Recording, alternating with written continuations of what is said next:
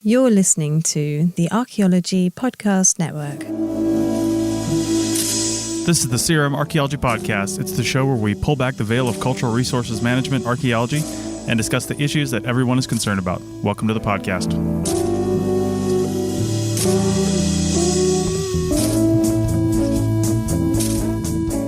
Hello and welcome to the CRM Archaeology Podcast, episode 255 for December 28th, 2022. I'm your host, Chris Webster. On today's show, we talk about censorship online, specifically on Facebook. We then have a discussion in the last segment about 2022 and where we're going in 2023 as an industry. So get ready to report the comments about this episode because the CRM Archaeology Podcast starts right now.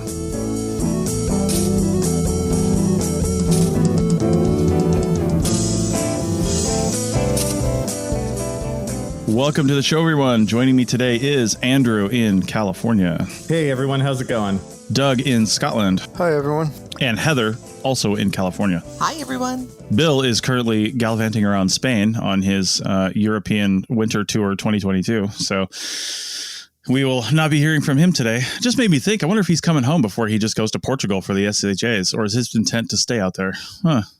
I don't really know. But either way, Bill is going to Portugal, Lisbon, for the first week of January to go to the SHAs, the Society for Historical Archaeology meetings. And he will be giving us either a report afterwards on his experiences there or both. He might be doing some interviews there, too. So look forward to that. If you are going to the SHAs and you're in CRM, look Bill up. He's probably the only 6'5" black man there. So he's not too hard to find. And if you can't see him. Voice. Exactly. If you can't see him, just listen for the deep, Yes. The deep tones of Bill White, and you will pick him out in any room. He stands out in this crowd in lots of good ways. This first segment, though, I just wanted to bring up something real quick and get your guys' opinions on it, and just kind of thoughts and how to handle things. I'm one of the admins of the Archaeo Field Techs group on Facebook, and it's a pretty active group, probably one of the most active groups for definitely CRM archaeology field technicians and crew chiefs, and it probably, if not the most active group, at least the most active one I'm aware of. If there's another one, I'm not in the group. So if there are, let me know. I'd love to join those. But I'm an admin in that group because I've been in there a long time. There's 3 of us. And sometimes we get reported comments, and I just wanted to comment in general on this because it's happened a couple times in the last few months where you get a post that kind of blows up and it gets lots of comments. And anytime a post gets lots of comments on anywhere on Facebook, there's going to be somebody that comes in a little hot with their opinions and maybe just, can't keep control of their fingers a little bit. And some other people may get offended by some of the things that they're saying. Well, I just wanted to say in general, and maybe you guys are admins of other groups, or maybe you've reported comments in other groups. I want to see how you would feel about this if you were either the reporter or commenter or the admin who has to deal with this. But generally, when I look at something, unless it's just outright hate speech and nobody else has bothered to report it yet, that's usually not the case. If it's hate speech, then more than a few people are going to report this. But if it's outright hate speech, then none of us make an executive decision. We talk as 3 different people who have different experiences. There's 2 guys, 1 woman, and we're all in CRM archaeology at various levels. And we've all been in for at least 10 or 15 years. So we have some experience, and we make a group decision on what to do about the reported comments. We do that for every decision regarding the group, right? So no one of us is the quote leader. There is no leader. So we have reported comments, and generally I look at the comment and I say, okay, has anybody else reported this? If this post has, dozens, if not hundreds of comments, and then, lots of likes and follows or whatever the case may be, and only one person is reporting a handful of comments, I might just look at that and say, you know what?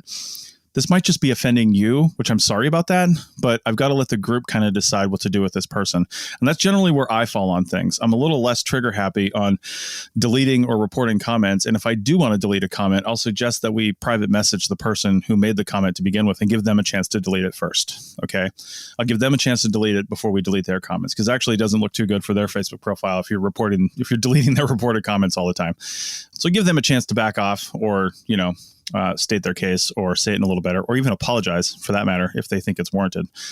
But I'm kind of along the lines of let the community decide, again, unless it's outright hate speech and it's damaging to somebody and it's obvious that that's the case. But if it's a little ambiguous or they just came in a little hot, I just would rather let the community decide. What do you guys think about that? I agree with you. I think, just looking at it from an anthropological perspective, right?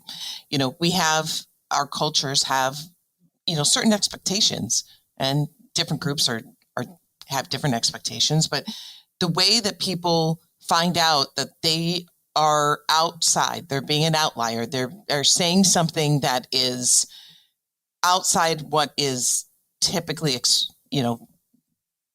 understood as acceptable, is for them to say that and be told that that's not okay. And I think that, people can be offended, and that's okay. I'm not saying that it's good for somebody. Well, I think that being offended, when you have that initial reaction, this is an opportunity, if you're the person who's offended, to understand, okay, why am I offended? And it helps you create your own perspective on life, right? And where do you sit in the culture within which you're interacting? And to remove everything that is offensive, right? What's offensive to me? I mean, even in my marriage, what's offensive to me? My husband's like, what the heck? Why is that offensive to you? Is doesn't mean it's automatically wrong. And maybe even if it is wrong, sometimes people in life need to be told. We're giving people an opportunity when they're being free and they're talking, right? And even if they're doing it in a malicious manner, sometimes people need to be told to shut up. Sometimes people, instead of just being deleted, right? But being told, like, you know what, that's not cool. And, I know we're not children, we're adults, but we still have parts of us that need that kind of like those bumpers in life, right? And when you're on a space like that, and people, we all know people act differently on social media. Sometimes somebody needs a good like pop in the nose to say, you know what, that's not cool and that's not acceptable in this group. And if you want to talk like that, then go somewhere else, right? But I don't know. I do not like the censorship, because I think what it does is it cleans everything up. And then when you see something you don't agree with, that allows you to solidify your own beliefs, right? Or maybe you now have seen another perspective. Let's say somebody says something that's offensive to you, and then you comment back and say, you know what, dude, that's not cool. And then the other person says, well, hold on a second. That's not really what I was saying. This is what I was saying, right? If we have some kind of a normal dialogue, right, where we're actually discussing it, and then both people have a better understanding at the end, right?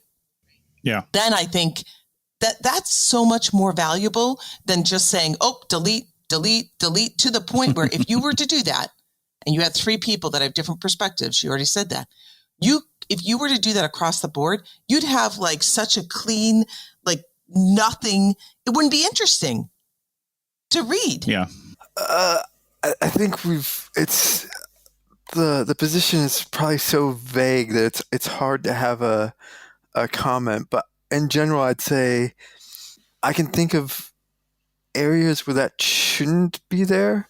So like, especially if you're in a minority group, whether that be, any sort of, ethnic minority, sexuality, gender, wherever it is, if you happen to be in that minority group, you're probably going to get real tired. You're probably not. You are going to be real tired of people saying stupid shit all the time. And it's also one of those things where, like, somewhat to Heather's point of like, and again, I don't think Heather was thinking about this when she was saying this and whatnot, but like a lot of times those conversations don't go with like, oh, hey, I think your perspective is wrong, and then there's that nice exchange of information back and forth. That's not how that goes. Like, I've been in archaeology Facebook groups in the UK, and then it suddenly turns into like the Hitler Youth about migrants, and it doesn't matter. Like, so I lived through this, and I have to like. I went through what they call the hostile environment. It cost us tens of thousands of pounds, nights of no sleep. It was horrendous. And I know the laws inside and out. And I would do, good like Facebook monologues of like, 500, 600, 700 words explaining that like, no, these people have got the laws wrong. We aren't coming to steal your jobs, yada, yada. It doesn't make any difference. And like, to be honest, I don't think like, again, sorry, Heather, I don't mean to pick on what you said, but I think a lot of people are their honest selves on social media. And a lot of people are honestly lazy.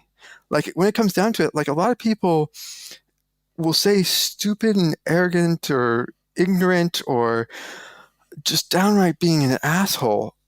And honestly, it shouldn't be on the people they're being an asshole to educate them. It's because those people are too lazy. And 98% of the time I found they're too lazy to ever change as well. They're not going to go out and educate themselves about like, and you can pick anything. You can pick any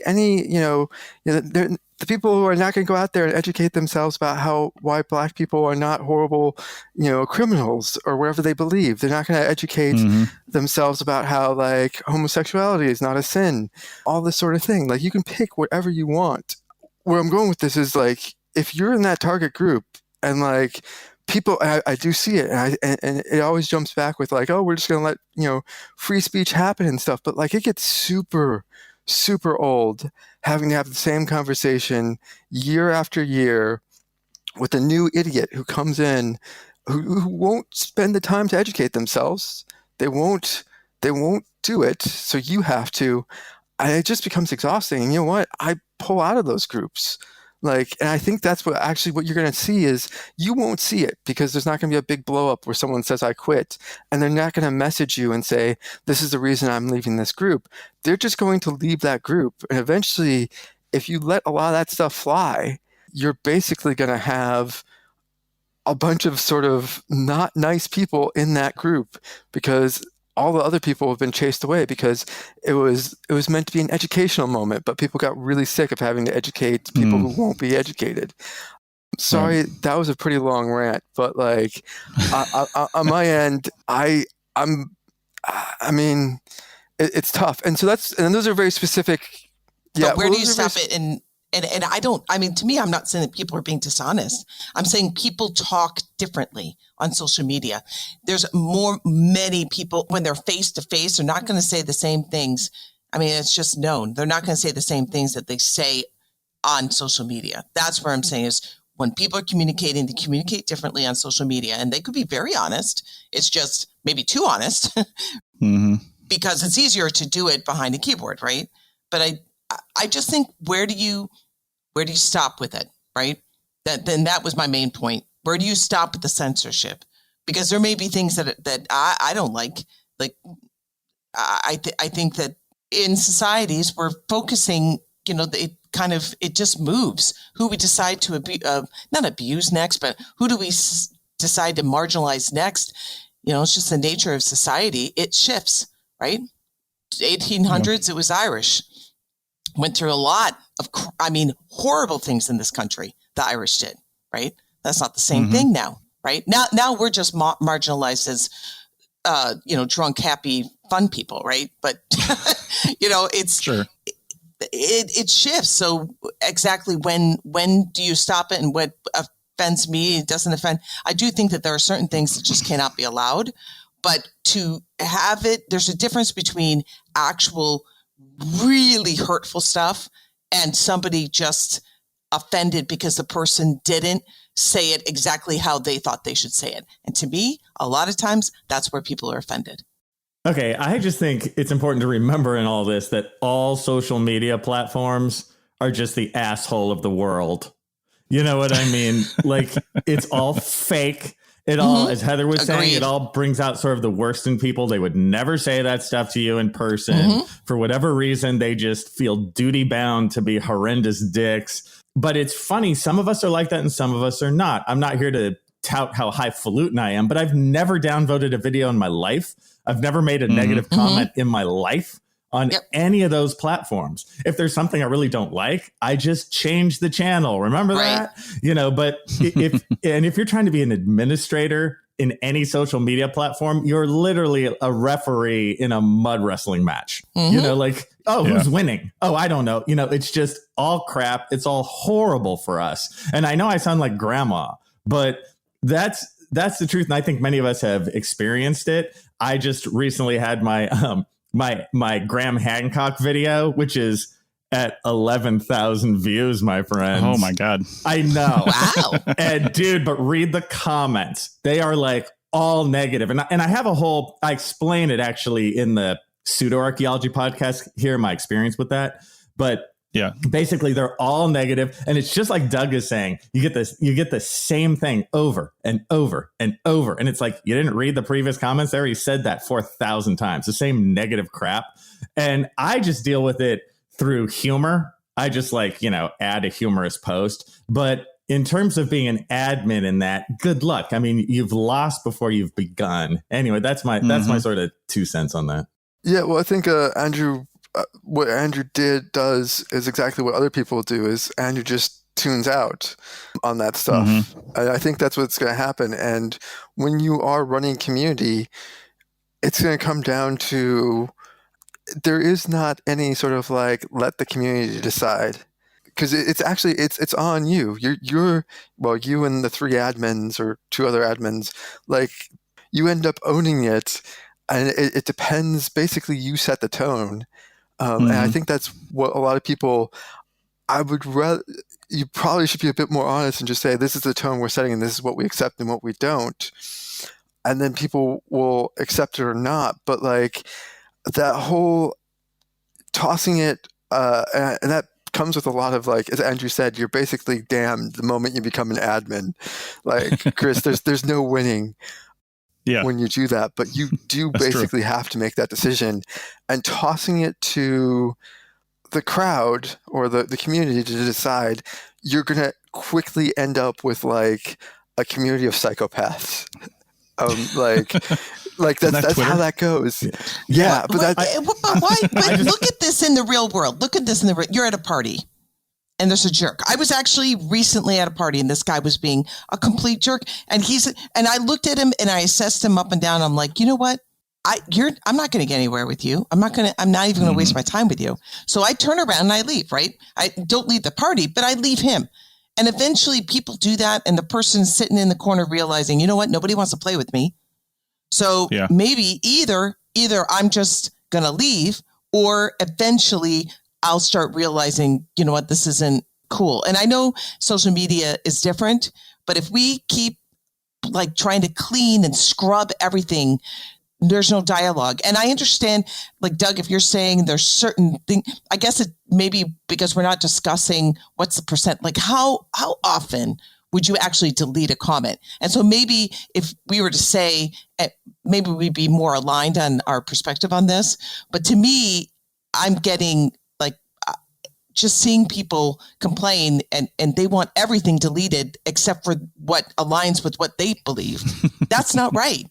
And to them, if you don't believe the way they believe, then they want you removed. And that's just not playing well with others. Yeah. And that does not encourage a well-rounded society. It just doesn't. So, Yeah. Andrew? I was just going to I was going to try and bring it together and agree with everyone. But I would say I do want to just agree on Doug's point first about the sort of the psychopath aspect or whatever. It sounded extreme when Doug said it, but that is totally my experience where people, I guess, like me, vaguely relaxed, average people go away. And you do have this psycho on psycho, diatribe, which is worthless for everyone. So I just wanted to, say but then you have a psycho party. And the psycho party can stay with the psycho party. Yeah, but then it's just worthless and it's just sort of cheapening everything. I think we're really talking about the natural ebb and flow of the awfulness, which is social media. Yes. Yeah. I mean, it's different. It's different than a party where, now it's just right. Yeah. I would just add, Heather, I think you have a much higher opinion of humanity than I do. If that person, in my experience, if that person's suddenly alone at that party, they're not going to realize they're doing something wrong.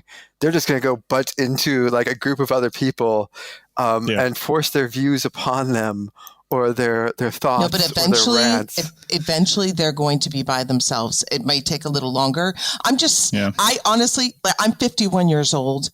I've never seen more censorship in my life than in this time period of our society. And I see more ugliness. And that to me just isn't. I'm like, when we come back from the break, I'm gonna have to like disagree from a factual point on that. Well, no, I mean, obviously, okay, you want to take it to all the issues that we've had, many, many years ago. I'm talking about just interaction of everyday people. I'm not talking about like all the civil rights issues and everything, the ugliness of people. I'm talking about, honestly, you're right. You and I do have a different perspective on life. I think generally people are good. I really do. I think you have some really rotten, ugly, horrible, ugly people. But I think that it definitely dilutes the idea of ugliness and hate when everything somebody says could say something accidental is hate speech. It detracts from the actual hate speech. And that is a disservice because we really need to jump on true hate speech. And when you say that everything is hate speech, where somebody says something accidentally or somebody says something because they're just not aware, okay, and that's hate speech, now we've diluted the idea of hate speech. And that's my point. And I do think that generally people are well-meaning, good people that, you know what, sometimes they just don't have the life experience yet and they need it explained to them. And that's my point. I think more to your point, Heather, too, this has to do solely with the fact that the internet exists now and people are bolder with their fingers than they are with their mouths. And they're cowards. They're more willing. Well, that too. And I would love to see a sketch comedy show. And I wouldn't doubt if Saturday Night Live or somebody's already done this, but a sketch comedy show where people are at a party and there's like one or a couple people sitting in the corner. And if you're just sitting there having a conversation with somebody, maybe there's a little group of 3 or 4 people and somebody says something you don't like, you walk over to the people in the corner and you say, I'm reporting their comments right now, and do it in real time and see how absurd it is. You know what I mean? Like, we're only doing it in Facebook groups. We don't do it in interactions with other people generally. I mean, if it gets real bad, you call the police or, you talk to their supervisor or something, but that's the social media version of that is it takes way less to invoke that sort of response. So, all right. Well, this has been a really long segment. We're going to hopefully shorten the other 2. I always say that and then it never happens and we end up with an 1.5 hour long show. But this will probably end up being a shorter segment because I'm going to edit all of your comments down to something that fits my narrative. We'll be back in a minute. Love it. Welcome back to the CRM Arc podcast, episode 255. And we're talking Facebook comments and censorship, essentially. That's really what we're talking about here. But Doug, you had a couple more things to say on Heather's comments. Yeah, it's coming at it from like a historical and archaeological perspective on just the comment of like censorship. Mm-hmm. I would say like I do think that a lot of people feel like there is censorship out there. And I feel like a lot of it actually comes down to being called out for being an asshole and people not like being called out for being an asshole. Because like if you look at historically censorship, even in like communities, I mean, like we're talking, Puritans, man, the level of censorship that went on there in communities and exercising. I mean, there's the Scarlet Letter is an entire play about like how a community ostracized people for not following their views. And that was the nice side of things. I mean, if we're talking like censorship, Soviet Union, I mean, China right now, where, basically they have mass incarcerations of entire ethnic groups and all that sort of stuff. Like, I feel like when people say that there's been more censorship than there has ever been, it's more that those people have been in a dominant group for a long time, have developed opinions, and people have now just been able to tell them that those opinions are not the opinions of everyone. And I think that's actually what comes down to a lot of like the sort of social media aspect of things is there's now a lot of people who can put out opinions and contradict people. And everyone feels like that's censorship and whatnot. I think this comes back to like, communities. it's not necessarily censorship if you just say that those are the rules and you can join the community or you don't have to. Yeah. And you make that decision and you've said what's acceptable and not, and you are willing to live with the consequences of that. Some people are not going to join that group, and you might end up with a group of psychopaths because those are the only people who are happy with whatever rules you decide. But yeah, I think it is a damned if you do, damned if you don't like situation there that you're in, Chris. But yeah, I mean, and I've probably taken it to like the hardcore aspect. I'm sure there's some people who are annoyed that like, I'm sure you've probably got a comment of like, they used may or they used can instead of may in their sentence, which is just silly. But I'm sure there's some silly stuff like that. But I'm pretty sure a lot of it is people in the community as putting out their views of what they want that community to be like. And you eventually have to decide what you want that community to be. And certain people will stay in that community or not. And you're just going to have to make that call. Well, to be fair, we probably don't get as many reported comments as some groups do, right? It's only every maybe month and a half, 2 months, maybe even, that we get some reported comments. And it's usually on, just on posts that really get hot. They go viral on the group anyway. And they've got a lot of play. And at some point, somebody's going to say something that somebody doesn't like when you've got that many comments, and then they get reported. And the quality of the reported comments, I have to say too, is also actually pretty good. It is things that give you pause to consider and say, well, yeah, maybe this person probably shouldn't have said this. But then where I come in, at least from my point of view, is the type of group that we're in, right? This is a group of supposedly educated people, universally almost, because except for very few exceptions, you've at least got a college degree to be an archaeologist. And not that does anything for you, but that tells you the level of education of the people in the group, right? Which should say something about a population. And we all belong to other groups. I belong to some, an RV content creators group. I belong to a lot of other RV related groups, to be honest with you, around campgrounds and maintenance and stuff like that. And they do have very specific rules around no political talk, no this, no that. We don't actually have those rules because we're all anthropologists, and it's really difficult for me to sit there and try to censor in certain ways. I'm not saying we don't censor, because we will absolutely remove comments if we think it's necessary and they really are, something that we've decided. But my threshold for that is just a lot lower with this particular group. I should say a lot higher for this particular group. I don't want to censor as much because of the type of people we have. We have, again, people who are anthropologists who are supposed to be looking at the world in a slightly different way, and who are supposed to be, educated about the world in a slightly different way. So I would more rather let the community handle it a little bit, and then maybe they will delete their own comments or, have a dialogue about it. And then if they don't, then we step in. Right. And then, like I said, I don't just go straight to deleting the comments either. I like to go talk to the person first, if they're willing to respond, and have a dialogue with them on the back end and say, here's what's been reported, not by who, but here's what's been reported. I'll give you a chance to revise or remove your own comments if you see fit, or stick to your guns, and we'll take them out anyway, because that's what the community has wanted. So I don't know. I give this group a little more leeway is what I'm saying. So as far as Doug, your comment on, China, Russia, things like that, that's not what we're talking about. We're talking about this segment of society, and for the most part, the Western world, right? So we're not talking about China. People in China are not looking at these. Well, they're not looking at the channels that we're talking about, and so, and my point is, and maybe we are talking on the same level here, or we may agree. We're just.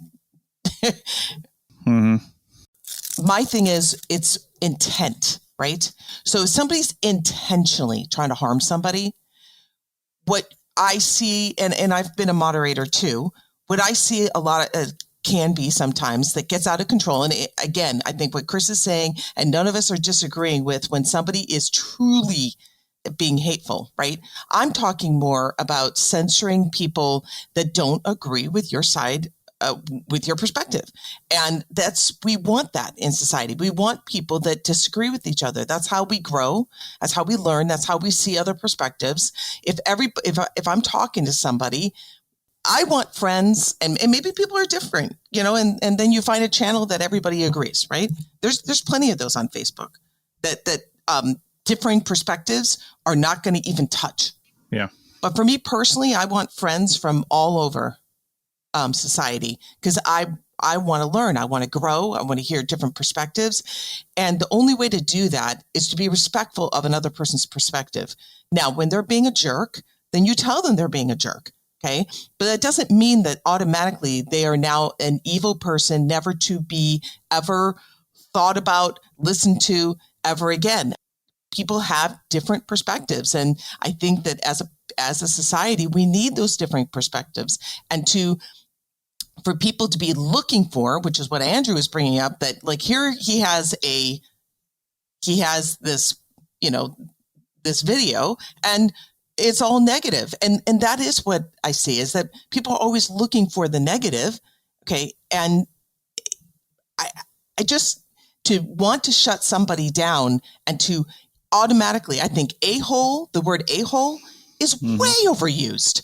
I mean, somebody may just not understand what it is that you're saying. Like when you have an argument with somebody that you know, and immediately right now I'm mad at like you. Why would you say something like that? Again, back to my husband. Why in the world would you say something? And then after a discussion, he and I realized, okay, that's not what he meant. Okay. And that's where we need to get to more in society. When I'm talking about censorship, I'm talking about when we're trying to shut somebody down. As soon as they say something that we're upset with, instead of having a conversation, we just want to eliminate them from the conversation. Does not help anyone. Mm-hmm. Unless, of course, it's, it hits the level of true hate speech.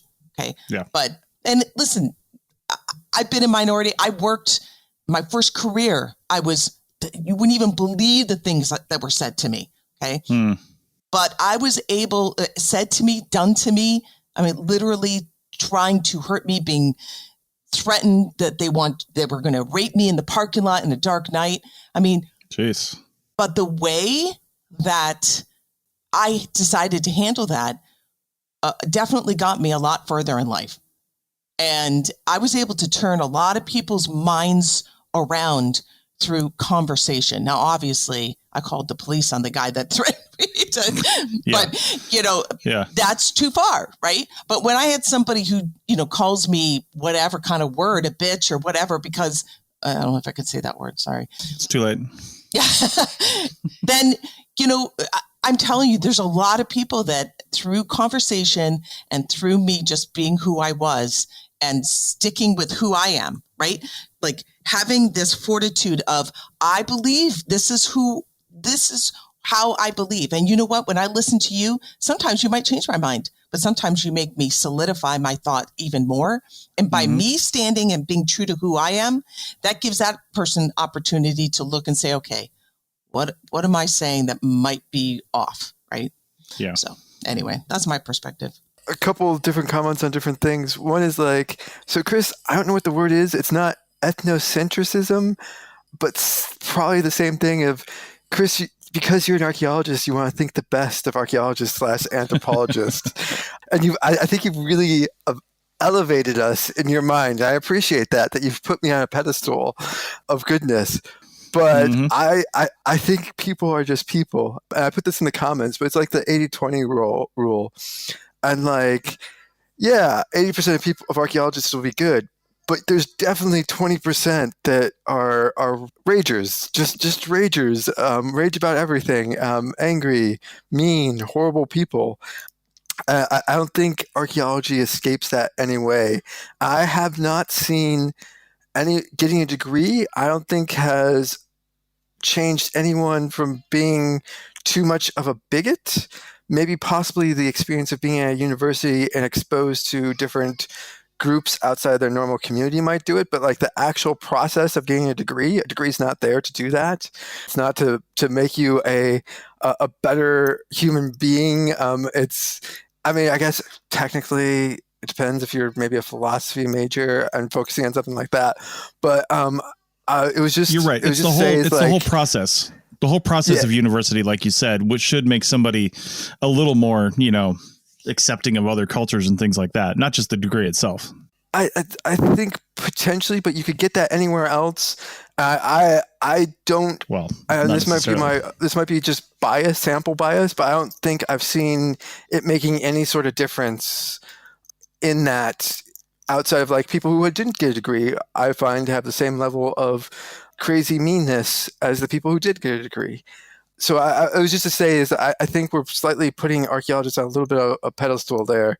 I think we're all just people and human, and I'm not sure if there's anything that we've going through the process of becoming an archaeologist or an anthropologist will make you a better human being on Facebook. I wish it was true, but I don't think I've seen that in my experience. Well, let me comment on that real quick before you get too much into it. I can't comment on too many things at one time. So I wasn't necessarily putting archaeologists on a pedestal and saying that they're all good because they're archaeologists, right? I was really saying that they're more, I want to give a little more censorship leeway to this group of people that has, at least studied and potentially, read up on and even done their own work regarding communities that were possibly, communities that were marginalized or something like that, at least read about stuff like that. So it's a little more, I know where people are coming from when it comes to this group of people. Like I said, if I'm in an RV maintenance group, it could literally be people from any walk of life and any job, any industry, anything. And you have to have some rules around the conversation there. But when we're talking about an industry related group of professionals, then I generally know something, at least something, one tiny little aspect of their background that we all share in common, right? And that is our education and our work experience for the most part. And that's why I'm saying I want to give them a little more leeway because it's a community of people that should be, for the most part, policing themselves. You know what I mean? So, and I wouldn't give that leeway if I were an admin in another type of group that wasn't focused around a particular thing, regardless of the industry. You know what I mean? So, yeah, fair enough. Guys, I gotta go make dinner. So I'm gonna just do one last, I'm gonna do that wonderful, last comment out. And then I'm gonna totally talk about you after you leave. Oh yeah. But no, it's how we end all social media thing. You just gotta make sure you get the last comment in. But it was kind of just to go back to a point where this idea of real hate speech and stuff, and like for a lot of people, Trump, he just said the things you say in quiet out loud. For a lot of people, yeah, for a lot of people, but they were always there, and it's a real. I think it's one of those things where you can be a real jerk. You could be a Nazi, but if you say it, we're putting now a standard of it's how you deliver it that's bad as opposed to what you're actually delivering. If you're drawing the line, and Heather, I'm not trying to put words in your mouth, and obviously when the guy, this is probably not exactly what you meant, so please do correct me, but I'm sort of probably going off from a tangent of what you actually meant, Heather, is that, obviously when the guy was he was threatening to kill and rape you and stuff like that, obviously very horrendous. But I think behind that is the person's intention of wanting to destroy you or not to, denying your existence as a human being.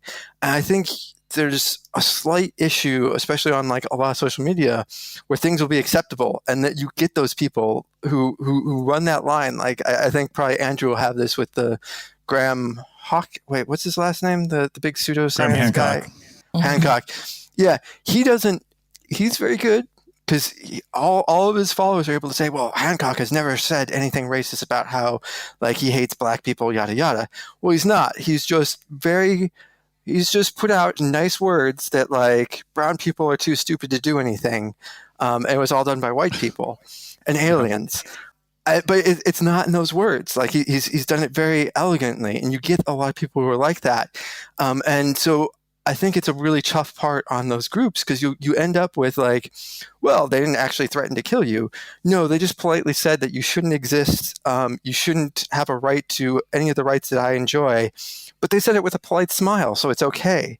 And that's the same. I mean, when you run into these groups, these people will be like, oh, no. I swear I'm not a Nazi. I'm not a Nazi. I mean, I am just repeating the same words the Nazis said, but in a polite way. And I don't think politeness should be have an influence on these discussions about what is and is not appropriate behavior. Obviously, aside from like it should be appropriate behavior, but like a lot of it is, it's not so much how they deliver it, it's what the message is. Like you. But you got to figure out what that message is, though, first, Doug. So that guy made it very clear when he said that he wanted to do that. He made his message clear what he was doing. Now, somebody else could come up to me and could say, I don't think you belong out here. And just for context, people, I refereed professional hockey for many years. And that was the environment that this incited people, and this back in the 90s, all right, and the early 2000s. And so when that would happen, I can't automatically assume when a guy says, I don't belong out here, that he is on the same plane as somebody telling me that he wants to rape and kill me outside in the dark parking lot. So like, there's a point where you have to make a decision of like somebody saying, I don't belong out here is not the same as the person who said the other, right? So that should be shut down, immediately removed, and he should be dealt with. This other guy who says that he doesn't think I belong out here. Okay, let's have a discussion. Let me show you and tell you why I belong here. And I'm telling you, my experience, I've did it for 35 years. I was in that world, and I'm still in that world to some degree. People their minds can be changed. And that's what society should be about. You can't change mind without discussion. You just can't. When you eliminate somebody, you don't change their mind. You just eliminate them. So I do think that sometimes they need to be eliminated, but I think more often than not, it's a discussion. I guess I'd just end with, I don't think, Heather, you should have to be the person who has to do that. Well, that's my decision. I wanted to do that. I don't want people fighting my battles for me. And you know what? I didn't get to the level that I was at in that world by letting somebody else fight my battles for me. I didn't want to do that. And you know what? It made me the person that I am right now. I'm tough as a cookie. I'm successful because of it. And I learned something about myself. I learned that that grittiness, that grit is what has made me successful moving on. And that grit is what solidified my beliefs in society, my belief. And, whatever, I think I was exposed to a lot more than most people. And I still have a positive view of people. So, well, I think this goes back to my point in the first part is like a lot of people just get really tired of it and don't want to have to do that. And so it then goes to the admins to sort of take that on, the wonderful job of being an admin. And I think that comes down to the community, because I think a lot of people they'll assume that actually it's not worth discussing this with yahoos, because honestly, 90% of the time, it doesn't seem like it changes their mind. And so I think that's the thing is like when you let a lot of these things slide because you're letting the community do it, you're just putting on a lot of people who probably have gotten a lot of this. And it's just gonna it's not for everyone to, maybe for some people it is to stand there and argue on Facebook back and forth. But a lot of people, I think it's just going to leave wherever the community is. And then you end up with a group of psychopaths, which is how I've seen so many communities go. So I guess my point is like, Chris, I would be a lot more heavy-handed with the, if you want to call it censorship, I would just call it curating the voices of people who are not psychopaths. And that would be my advice, is a good curated anything is actually amazing. Sure. I hear you. Depends on the rules of curation, though. Who sets the rules? That's where we all struggle. But all right. This has been a lot. It's been great. We're going to come back and have a lighter segment 3 on the other side of the break. Back in a minute. Welcome back to the CRM Podcast, episode 255. I'm sure the first part of the show was only about 10 minutes long because I edited out pretty much everything Doug said and, included my own comments. So we love Doug. We love you, Doug. Doug, he told me to just curate my life and how the things I'm administering, and I'm administering this podcast. So I curated him out of it. No, I'm just kidding. So, but he did have to leave, and that's just a coincidence. So he's not in this segment. So we're gonna lighten it up just a little bit and talk about 2022, 2023 as a whole, and kind of where we're at here. And Heather, I want to start with you, obviously, and get your sense of, I guess, 2022 overall, how it kind of went in the CRM industry in the region you work in after the chaos of 2020 and 2021, and how all that did. How's this all kind of shaken out? Is everything back to normal, or are you guys still in scramble mode with too much work? Scramble. We're definitely in scramble mode, and I don't see it changing. In the beginning, it was everybody's just like, we are assuming we're going to slow down, and then because of certain things that were going on during the pandemic to adjust for stuff and all around, and I'm not even going to get into that, we ended up being busier, right, than we had been before. And I think a lot of changes happened also in the CRM world as far as larger companies buying up smaller companies. At least here in California, there's a lot of shifting around going in that direction. And then that, I would say, for 2022, some of the big things were the clients were done with the excuses of COVID. So they put and not that we didn't, we were always trying to deliver. But I think in general, for their vendors, for the people they hire, they were sick and tired of people using, and we all know people have done it, the excuse of COVID to not do their job in a timely manner, in a proper manner. And so because of that, I saw a lot of clients asking for very unreasonable deadlines, thinking that if we ask for, you have it done in a month, maybe we'll get it done in 3 months. So so for some people that are like not oriented towards really trying to deliver what the client wants, that might not be that much of a big deal. But for somebody who does say, okay, I agree to this, I will do it, made it very, very stressful.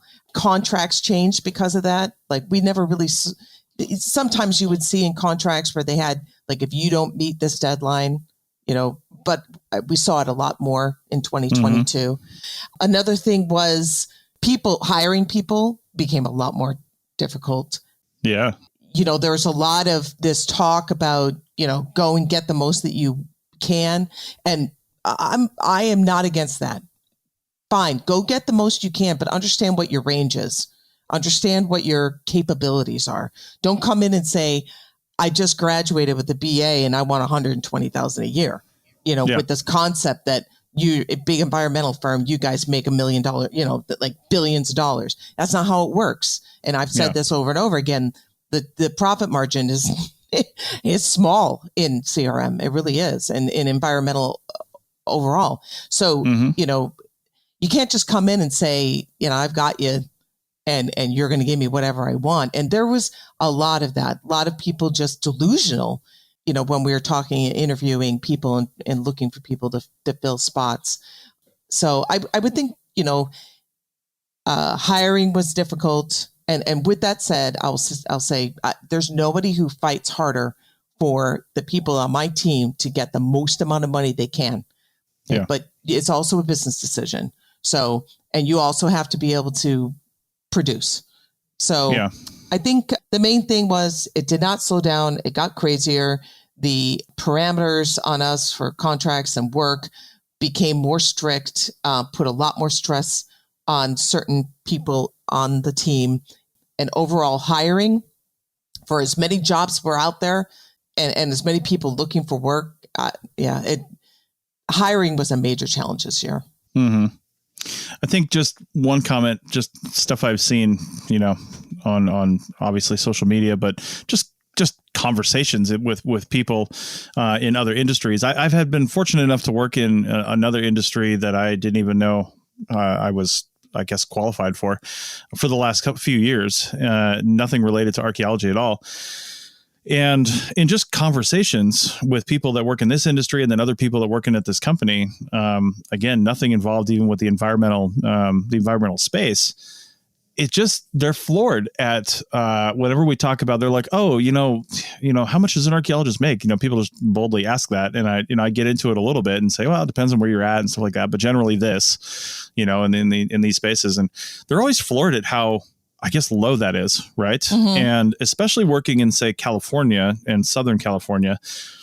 I mean, good on you to try to get people as much money as they can. But like you said, it's a business decision. But I mean, how do we, this isn't the conversation for this show, obviously, but I mean, how do we raise up that floor as a whole? You know what I mean? That range, I should say, the floor to ceiling range of what an archaeologist gets paid. Sure, try to get them the maximum, but even the maximum is too low in a lot of cases to just live on, depending on where you're at, and comparing it to other educated industries. You know what I mean? Like somebody might be asking for 120 and you say, well, you're not qualified for that, but like maybe that should be the number.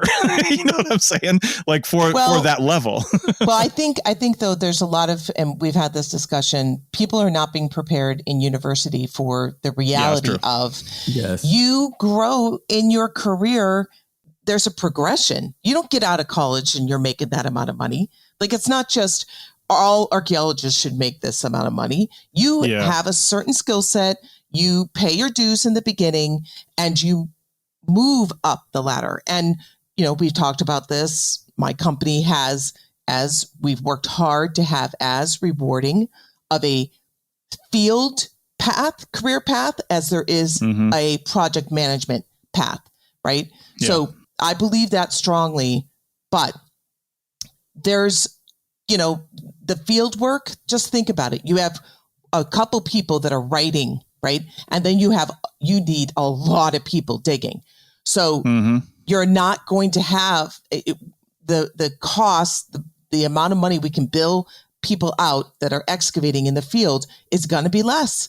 It's just going to be less. I mean, you're going to have the supervisors and stuff, but not everybody across the board is going to make the same amount of money. And you have to understand that, there's in life, I may want to, trust me, I dream about having a coffee shop. I would love to have, me too. I've got like this idea in my head of how much I would and sometimes when I'm writing, I'm like, oh my God.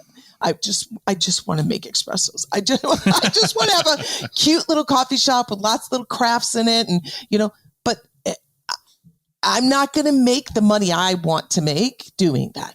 And so if I want to have a certain lifestyle, I'm going to have to do a certain level of job. It's not, you can't just say, I want this. I mean, if that's the case, you could be sitting doing nothing and making 120 an hour. So people just need to be more realistic and have to understand that there's something that they have to work towards, and they will get there if they work hard. But you can't it's not time and grade. For some it is, and maybe if we go the union way, it would be, but I don't think that's a good way to go. The time and grade idea is just not, anyway. Yeah. We're getting off the beaten path here, but yeah. Well, what I heard is professors and universities suck. Andrew, go. Well, I can't believe that you've pulled the lid off like that to the honest truth. We indeed all, to a person, suck. Anyway, I heard that from Grant Hancock, actually. Yes, he's absolutely correct. Again, I feel like a weight's been lifted that I can finally tell the truth. And I know the archaeological cabal is going to have me assassinated within the next 24 hours. More than likely. Anyway, I'm gonna take this time to just brag about myself again for the first time ever. You guys are like, what? In terms of what's happening in 2023, just the other day, I got interviewed for American Archaeology magazine, which is fancy. I know, dude. Which is through the Archaeological Conservancy. It's the magazine they put out. I really like that magazine, but they interviewed me about CRM. They were asking me about, where I saw CRM going in the future, what universities should do in terms of CRM. And I basically talked about the crazy dichotomy where universities are closing their CRM programs as the need is increasing, and that was just really fun and interesting to talk about. I brought up the 2020 article by Jeff Alschuel and Terry Klein about the forecast of the CRM industry market. Basically, that in time, they're going to need more CRM people, and there's nobody with that kind of focus or skill set, or again, not nearly enough people. I think Heather's point is really true. Like, you have people going into CRM and that's great. And they have the basic, a lot of times they don't even have the basic skills, but even if they have the basic skills, they don't have the skills to move forward. You know what I mean, Heather? It's like, you can be, they can get on a field crew and work there or monitor or whatever, but those higher end skills, no, they don't. It's so hard, and we're finding less and less of it. Right. And so here's my second brag. For the spring, I'm starting a new CRM professionalism class, which I already have students in it, and it's going. So this is where we're going to focus specifically on the law, report writing, all that kind of upper business echelon. side. The business side of things, which is really the important. stuff. I feel like it's like the stuff they never taught me, you know? Yeah. So that's in terms of what's coming for 2023. Those are kind of two things that I'm excited about. Love it. You know, and that's super awesome. And I kind of wish I could take that class. But that being said, Heather, again, throwing it back to you just a little bit, and this would obviously affect Andrew and the students he's putting out into the world. You know, it's no secret because I've seen this on LinkedIn. I've seen it on Facebook. So I'm not blowing anything off the lid here.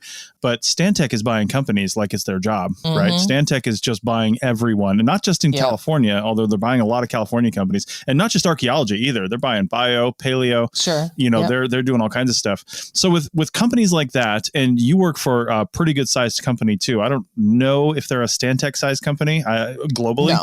No. Yeah, I didn't think so. But still, they're not too shabby, right? I mean, they're a pretty good size. Now, well, we're intentionally, I think there's some intentionality, I guess. Yeah. To not being that. Right.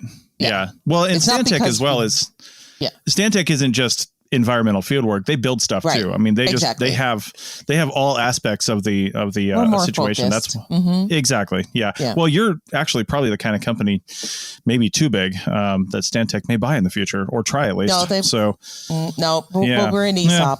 I don't. It'd be hard for them to do that. Yeah. Yeah. Well, my point is, looking into 2023, I mean, how does that impact work when you've got these big companies? It's not just Stantec that's doing that. There's other large firms out there that are multinational, construction and engineering firms that they don't want to contract out anymore to get the archaeology or the biology done. They want to have it done in-house so they can control that process. So they're buying these companies that have the book of business for the area that they want to work in. So they don't have to try to go get those contracts. They're buying up people that already have them. So how do you think that's going to impact your work? It's driven by the client, a lot of times. Yeah. Having a one-stop shop. They don't want to have to go around. They want to have one company that takes care of them from start to finish. That's one thing. And then I think that, we're just seeing for me, I think some people may disagree, but we have like this chasm now. So now we have these larger companies that they won't touch some of the work that I do, that my company does. Like, it's too small potatoes for them. So I think that when you have Stantec buying up these areas, now you have fewer people in that space that are willing to do these medium-sized projects. To me, they're larger projects, but to Stantec, they're not. And so I think the other thing is now, maybe it leaves some, we have, like, when you're doing work, like, let's say a family's trying to do an addition, right? And they have to deal with the city that they live in in order to do that, to go through the process, right? And maybe it doesn't hit the level of a larger document, right? But they do have to have an investigation done. That, I think, we are seeing these smaller companies kind of fall away, right? They're being bought up, or people are just not getting into that space. And so I think that somehow that has to be answered. The office that I run, I have no problem doing those smaller, because it's a perfect training ground for our younger in their career employees. So I'll take those, where some of the offices in my same company won't even touch them because it doesn't matter to them. It just depends on the region. But we still have some of these mom and pop people that are just working out of their house. But I'm thinking maybe that will start increasing again. Maybe I don't know, because otherwise in some areas, I don't know who's going to be doing that work. who's going to Yeah. do it? Yeah, So, that's true. Yeah. It's a uniquely California problem too, right? Because it's CEQA that requires a lot of stuff, but you go to plenty of states where you don't have to have that kind of cultural environmental permitting to do something Right. in your backyard. You still need like a permit, but the cultural aspect is not included, No. right? Yeah, it's definitely a California centric. Yep. Which is good. I'm glad. It means I've got job security. So Yeah, well, it's a good place for that to be a law too, because in a lot of California, you can work year round pretty easily and keep people employed. I mean, not some parts, but a lot of it. So yeah. All right. Well, that's interesting. I'm interested to see where all that goes. And, I remember saying a long time early on in my career that I wouldn't mind working for one of these larger firms one time. In fact, I did a project, my wife and I, we were basically shovel bumming for a project up in Washington State one time, long time ago, before I got accepted to grad school even. And it was with AMEC. And AMEC isn't even AMEC anymore, I don't think. They've been bought out. I can't remember what they are now. But and AMEC was a big firm. They had kind of a small presence in archaeology and CRM, but a big, one of those big firms. And I kept thinking if my life was going a different way. In fact, they tried offering me a job as a crew chief at the time, but that right as I was on that project, I got accepted to the University of Georgia for grad school. So I never ended up doing that. But I was like, man, after working for so many like smaller archaeology companies and just job to job and doing this different thing, I just want to work for a big company that can have one paycheck, one set of benefits, and they can fly me around and do different things if they want, or they've got enough work regionally to keep me busy.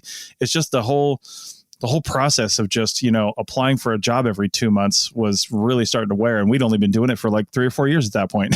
but as you move up, that effort there is just replaced with business development. Which is fine.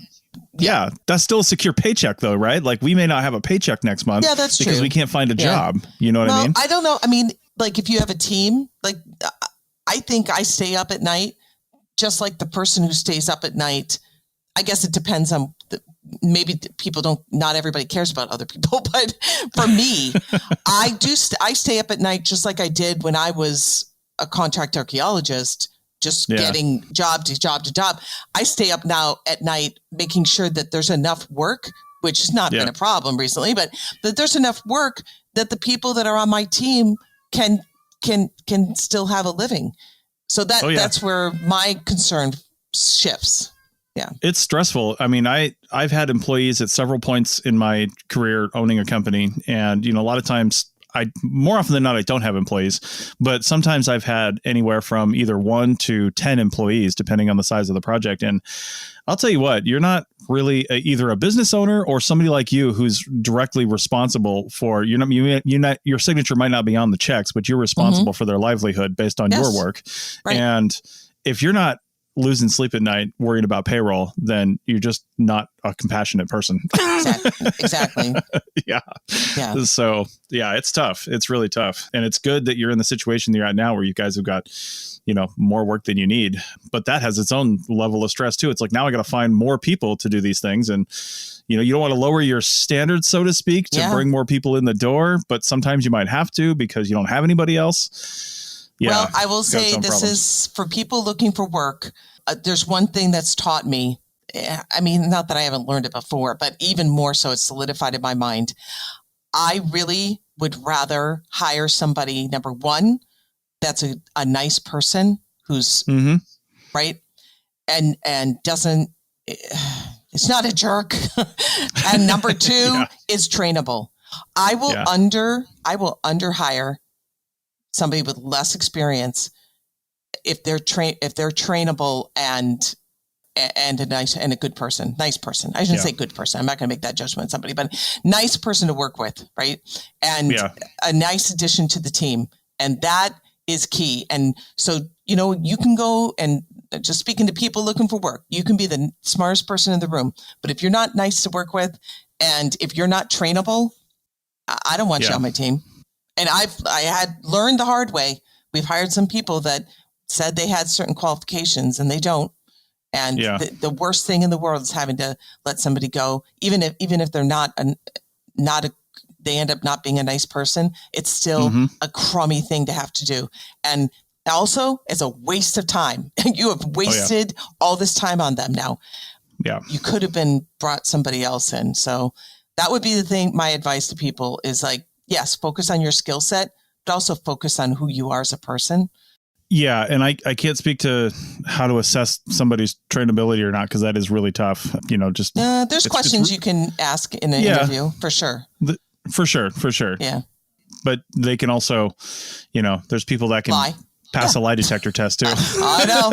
Trust, we've been through that too. Yeah. But to bring this full circle back to social media, I think personally that is one thing that social media is good for, whether it's Facebook or Twitter or, even LinkedIn, something like that.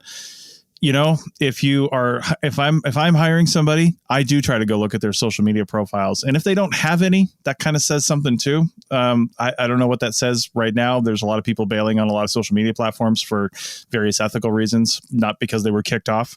But if they are on their social media platforms, just trying to see what you can see, from the groups that they're in and how they interact with people in those groups. Yes. I think just judging on the first 40 minutes of this podcast, it says a lot about a person, how they interact with people they don't know as keyboard warriors. You know what I mean? So, it does. Yeah, there's definitely two people that pop out of my mind, one on Twitter and one on Facebook, that while highly qualified individuals in their own fields, I would literally never hire if they're the last person on earth because of their attitudes online. Don't say that too loud, Chris, because I want people to out themselves. Honestly, I don't want them to be more careful. Yeah. I'd like to know. Exactly. See, if we censor too many of those comments, you'll never know it. Yeah. Again, to bring it full circle. So we take their rudeness away so nobody sees it. That was my point. All right, guys. Well, this has been a great 2022 for the CRM Arc podcast. We've grown in numbers a little bit, which is great. We don't always grow in numbers because it's a finite number of people in this field. And I feel like we've grown because the field has grown somewhat. Obviously, podcasting is getting more accepted as a thing people do. I mean, even just a couple of years ago, you could ask a field tech sometimes if they listen to podcasts and they might say no, but more often people, especially in this field, are listening to podcasts than they're not. So thank you for that. And thank you for any comments you've left throughout the year. And I hope we have a great 2023 coming up. We've got some changes coming to the APN with our hosting service, which is going to mean some other changes that we can enact with that new hosting service and some other cool stuff coming down the line. So keep an eye on the space. But aside from that, thanks everybody, and we'll see you in 2023. That's it for another episode of the CRM Archaeology podcast. Links to some of the items mentioned on the show are in the show notes for this podcast, which can be found at www.arcpodnet.com/CRMArcPodcast. Please comment and share anywhere you see the show. If you'd like us to answer a question on a future episode, email us. Use the contact form on the website, or just email chris@archaeologypodcastnetwork.com. Support the show and the network at arcpodnet.com/members. Get some swag and extra content while you're there. Send us show suggestions and interview suggestions. We want this to be a resource for field technicians everywhere, and we want to know what you want to know about. Thanks to everyone for joining me this week. Thanks also to the listeners for tuning in, and we'll see you in the field. Goodbye. Thanks everyone for listening this year. It's been fun, and here's to 2023. See you guys next time.